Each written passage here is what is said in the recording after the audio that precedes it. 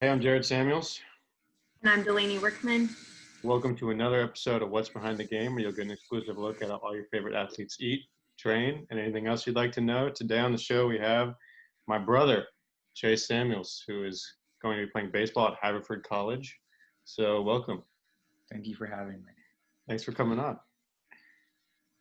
All right, Chase. What's your story? So I'm a baseball player. I play catcher. I didn't always play catcher. I played it when I was younger, and then I broke my ankle, and I stopped playing it for a while because you need to. It's like a lot of stress.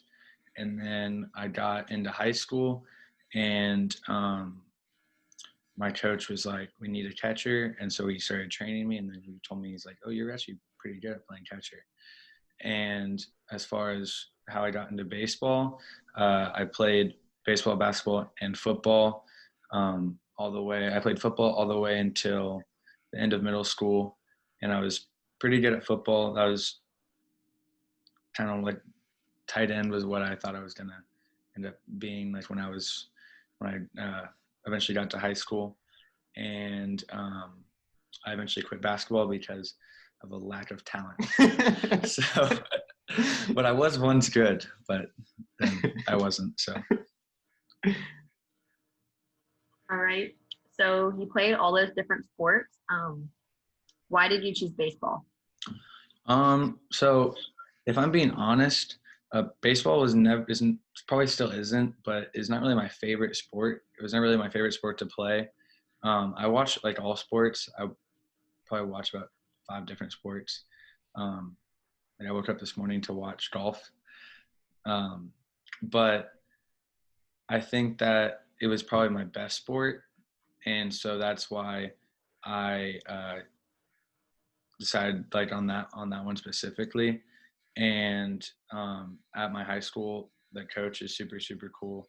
We have a great relationship, and so that helped me. And I really like to win. It's probably my number one thing. So I think that That's true. doing something that I'm the best at made the most sense for that part of my competitiveness. Um, Next to ping pong, that probably would be my absolute best sport. But That's true. Yeah. but I think that's I've never beaten them. ultimately why I chose baseball, is just because it was the one I was best at in the long run. And so you chose baseball because you were the best at it. But at what point did you choose to play college baseball? So it was something that like it always sounds cool to like play college sports, and so I think even going into high school, it was like an idea of mine, but I didn't really know exactly how to do it at all, and I never really thought I would like be good enough. Um, but then I had my high school coach and my summer coach, and they told me that they're like, you can definitely play college baseball. And so then it became kind of like a goal. And like I said, I like to win. And so it was like, I have to do it. And then it finally happened. Now, what do you do to like improve your skills just as a catcher? You say you were raw coming into high school. What have you done to improve your skills, either throwing down or you know blocking balls, whatever you do? How do you train that? Um, so catching, everyone thinks of like the thing that people think most about catchers is watching them throw to second base. It's like arm strength is probably like the number one thing that like separates catchers as far as what fans or like what people who don't know baseball that well can see. But framing and blocking are equally, if not more important than that. And so there's tons of different drills, just like catching barehanded, catching balls off the machine for framing, and even one pitch you can get called a strike can be the equivalent of if you throw a runner at second base, and you'll like the pitchers will like throw into you more. And then blocking's interesting because first you have to like be okay with getting hit by the ball. That's like the first thing of blocking. And once you do that, you just learn to like read when the ball's going to go on the ground, and then you just kind of have to have no fear and just do it. I think that's way more like instinctual. And I always say I like to get hit by the ball. That's what I say. But then after we came back from summer, well, our season got canceled, and then we had a little break, and then I finally got to play in summer again, and I got like the first few times blocking and like waking up with bruises. I was like, I don't know if I'm gonna say I like getting hit by the ball, but I prefer it not to hit me, but it's okay if it does. Now, what about, the other side of the game? What about offense? How do you work on your hitting? So there's a lot of ways to work on hitting. I've heard some people say like all you need is a tee. I heard that from Kelly Gruber. That's what he told me. He's a former MLB player. He told me all you need is a tee. But then there's also like the new age side of like lawn change. In the place I play summer ball, they have like cameras set up and hit tracks, which is something that tracks like your exit velocity and your launch angle, and you can do some other things with like revolutions of a ball, and so there's ways to do it like that too, which I don't know which one technically is better, because I think that's like the biggest argument in the game of baseball right now. But there's a bunch of different drills, and I think that like ultimately just like success in a game is like the number one decider on which one you kind of think would be better. Mm-hmm. So how do you work on your arm strength? That's an interesting one, because when I was a freshman, I didn't have the strongest arm. Like my arm was fine, and then I had to get elbow surgery to move my ulnar nerve. And that was, I thought that would be like bad for my arm strength, but my doctor's like, it was not really that major of a surgery. He's like, it's gonna be fine. And then I just got my legs way stronger, and I learned to like basically kind of throw with my legs from catcher, because you can do that more from catcher than probably any other position. And so then slowly I do lawn toss and things like that would help. And I was just like, my arm strength just slowly got better and better and better.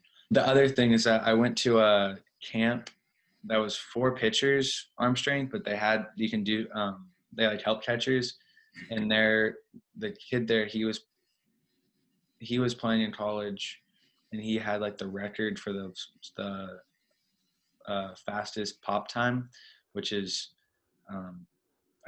home to second for a catcher, like glove to glove. And he gave me a drill. He was saying that he would always have the second baseman set up like 5 feet behind second base, and he would throw it to him and try to get that on the line and stuff, because that way, whenever they'd move up, you just throw that same exact throw that you're throwing to the person that's 5 feet behind, and they're 5 feet in front, and then it's super fast. And it's good. Okay, so you work with a speed coach. Why do you do that as a catcher, and how does speed help you improve your game? Well, catchers are known for being the slowest people on the field. So speed is like, it's not necessarily required to be a catcher at all, but I think that can be something that can kind of separate you from other people. And so that's part of the reason I did want to get faster, and working on like footwork and your foot speed is important for a catcher, because when you're doing all these different throws, or when you're like going to field a bunt or something, you need quick feet and be able to like adjust your feet super, super quick. And so I did that. We would literally work on things like if I was fielding a bunt, or getting my I wouldn't say my feet quicker, not just becoming faster. But he also he said that my running form was terrible, and because I was a strong kid, but I just was not that fast. And he said that my form was terrible, and he said that he changed it a little bit, and just from that I got faster. which I think is interesting because I don't know how many other people are partly slow because of their running form. And I'm not the most flexible person. And so he helped me work on that and some like mobility things with my hips. I think as a catcher, you're in a squat position for so long, your hips like naturally are going to tighten up. And so we would work a bunch on things like that. And it even helped me with things like my arm strength and stuff, just learning to use your legs and, put your body in uncomfortable situations. And then I think that the last thing about that is we would have workouts at like 6 a.m. before school. And I think that was super cool. And it kind of was like a sign of wanting to get better. And it definitely showed because I hit third this year for the first part of the first part. We played like 9 games, so the first like 4. But then I moved to leadoff, and my coach was like, last year, like you never should have hit leadoff. But I was fast enough that I could actually do that this year. Good.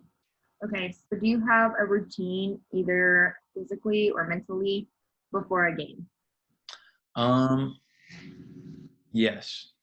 So the first thing I'll say is that I don't like warming up a ton. I've never liked it. Like some people like to hit like 3 rounds in a batting cage before they play the game. And for me, it's more like I want to take like a few swings, and then if I feel good, then I don't want to do any more, because if you hit your first 4 balls good and you feel really good about yourself, it's probably better to go in the game feeling like that than hit the first 4 balls good and then hit the next 400 bad, and then and then you go in the game feeling like this is rough. Yeah, feeling like not good. And so that's one thing. And then I always do like the normal baseball warm up and stuff. But I also do not like throwing the ball that long before a game, because I think that tires your arm out some. And then right before the game, no matter what, I like always like go away from the team for like 2 seconds and just like take deep breaths and like compose myself. And then that's like my number one thing that I do it before every game. And I kind of realized I did it before every game, but now you ask me if a routine, I do realize I do that every single time. So we talked about skills training in general. How has the virus impacted that? Well, definitely a lot. Obviously we got our spring season canceled, and our team had won like 5 straight games. It was extremely depressing, still depressing to this day. And then summer, we weren't able to really start training in the like actual facilities of the place I'm playing, or go back to my school and play. Like no one could go anywhere. And so I had to do, as you know, we had to do like home workouts and stuff because there was nowhere to work out. And then be able to hit at home, but really off a tee. It's like the only thing you can really do. You might be thinking, why can't Jared throw to you? But the answer is he's a little bit frightened. He's a little bit frightened by the ball. So that'd be the answer to that question. But so it definitely impacted a lot. And even now I think it's super interesting because playing games in the summer, it's the same, but it's also different. And we get an email before like every tournament with all the rules about where you have to wear a mask, and it's just weird because during the game, like no one ever really is thinking about that, and everyone's like sharing water, high-fiving and things like that. And I think this has caused people to be more conscientious about what they're doing like that. What about just the mental side, keeping yourself motivated? How do you keep yourself motivated when the games are canceled right now? I think that the one cool thing is that you can say, like, obviously if everyone is forced to go to practices and stuff, then everyone's getting better. Or if people are forced to do workouts, then everyone's getting better. But in this situation, that some people are probably not practicing or not working out. And so if you can get yourself to do that, then you're going to give yourself a leg up once we can actually play for real again. Mm-hmm. Now, before you chose Haverford, you go through the recruiting process. And in baseball, it seems like that's more strenuous than other sports. You were going to a ton of camps. Can you talk about what that process was like? It sucked. It was really awful. It kind of last summer was probably like I hated probably like every bit of it. It really did cause me to like not like baseball for a solid 2 months, because you would go to a camp and you do the same thing at every single camp, and then you would have to talk to these people, these coaches who are like, scary to talk to, and they're like the ones who decide everything about if you're playing college baseball or not. And so it was pretty awful. But obviously, like once you finally decide on a place and get to play somewhere, then it's after that it's just all back to normal, and you're even more motivated going into like senior year, knowing you're going to play baseball for another 4 years after that. Mm-hmm. You're the only one, right, from Sanders? For baseball, yes. Although I do want to say that I think other people definitely could have if they wanted to, which is 100%. I understand that as a personal reason if you want to keep playing baseball or you just want to be done. Mm-hmm. Well, you love working out. Can you talk about how strength training has helped improve your game? Yeah. So probably that's probably the number one thing. I never understood people who don't work out, because it really helps you with everything. Like you're healthier, you look better, and you're better at sports. So I really have never understood people not working out, but definitely the number one thing. And I think, as also, this, I used to like not do it at all. And I was a little bit a little bit chubby. And then I don't even know exactly how I first started getting into it, but I think that competitive nature is like the number one thing that drives me, and like always walking into a weight room trying to be like the strongest person in there. And I love the feeling of like pushing myself until I feel like I'm going to pass out. Luckily, I've not passed out yet, but I've gotten very close.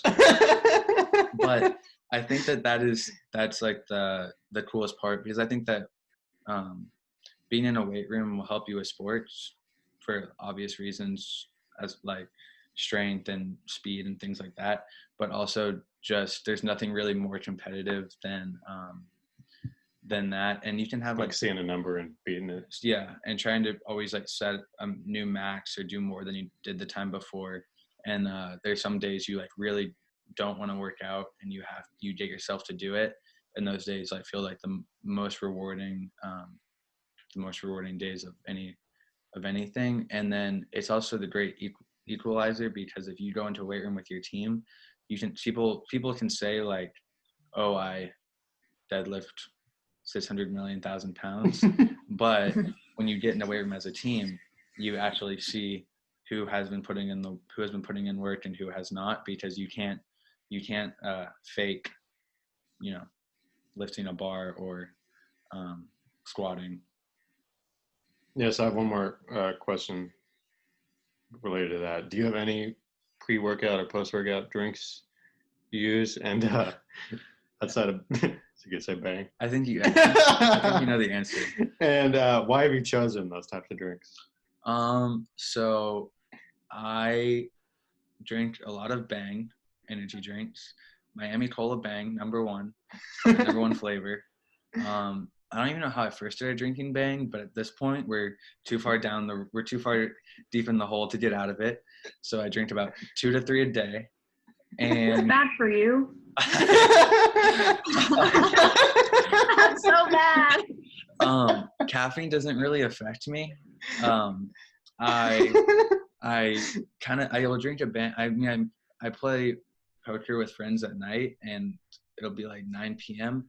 and I need an edge. I need to have more energy than everyone else at the table, so I'll drink a Bang, and it really doesn't affect my sleep schedule too bad. And so that's probably what I have the most. What about before post workout? I always make a protein shake. I think it's I make my protein shakes with like a lot of calories in them, which I think is interesting because I have friends who are trying to like lose weight, and I'm like, I can have this smoothie after I work out, but like this would be a terrible thing for you to have, because I'll have like 1,200, 1,300 calories in them. But definitely, and I used to use creatine, and that I weighed about 190 pounds going into the summer of senior year, and I came out of it weighing like 210 pounds. Um, I think it was a good weight, but so that creatine definitely helped, and eating a lot of food. And my one coach told me, he said the way to gain weight is that you have to eat when you don't even think you're hungry, which I think is interesting. But on the Bang note, I think the worst I ever did was put pre-workout like C4 in my Bang. I don't know that. You're gonna have heart palpitations. I was pretty jittery. I kind of had that feeling of like my skin was all sweating no matter what. But my workout was phenomenal that day. So would I do it again? Yes. But oh my god, I actually didn't know that. Mm-hmm. Okay, so you were team captain. How did you lead and motivate your team? So I think as captain of my team, our team, I don't know what to call it, but I was when I was team captain, I really tried to not feel like I was like a supreme being to the other players on the team. So I was a lot of it was me being like I would talk to our coach and tell the team what our coach is saying, and then if any people on the team had a problem, I would go back to the coach and talk to him about what they're saying. But I never really tried to like make any decisions for the team. And so I think I made one decision about like the color of our practice jersey, which is kind of funny because I really don't care what color. I like uniforms are probably, I'm not the uniform guy on the team at all. But so I think that was the number one thing. And I think being the other thing about the motivating part is that I kind of like laid out like what we were going to do and like what we could do as a team. And we never really got to see if we were going to end up doing it because of coronavirus. But I definitely think that we were on the right path. And whenever we'd have workouts and stuff, I would tell the whole team, but I would try to get people to come and I would tell them to come, but I never really believed in forcing people to come to workouts, because if you come to work out and you don't really want to be there, then I think it's not going to be valuable. You're not going to get the most out of it, and you might as well be playing Call of Duty. So there's a final question we ask everyone. And so I'm asking you, what are your top 3 recommendations? And you are a young athlete, so you're not, at the pro level yet. But what are the top 3 recommendations for other young athletes like yourself? Well, drink Bang. That's probably number 1. I'm kidding. I would say be in the weight room all the time. That's like the number 1 equalizer, because not people don't like to do it, and if you can get yourself to do that, you'll get better just naturally from that. Mm-hmm. I would say don't get too down. There were a lot of times when I was in the recruiting thing that I like really just wanted to quit, because you have literally 1 day or 2 days to show like college coaches what kind of baseball player you are. And so we all know we have bad games, and so it'd feel like you make one mistake and you're like, I suck. and it all works. Especially in baseball. Yeah, exactly. Because every year it's a game of failure.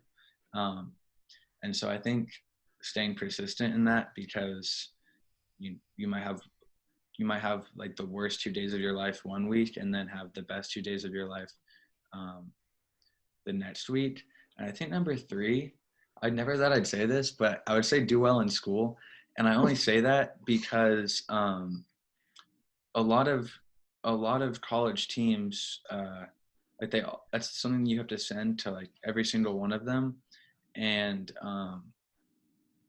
like there are some teams that don't look at academics as much as others, but those teams, then they're looking for all, like, however many kids want to play college baseball, they can look for every single one of them. But if you are doing well in school, then the teams that have to look for other people who they have to meet like a certain academic requirement, or they have like a academic reputation of the school, then they can only look for a certain portion of all the kids trying to play baseball in college. And so you already, just by doing that, eliminate 80% of the competition. Great. Well, thanks so much for coming on. Thank you for having me. Yeah. Thanks for coming. Thank you.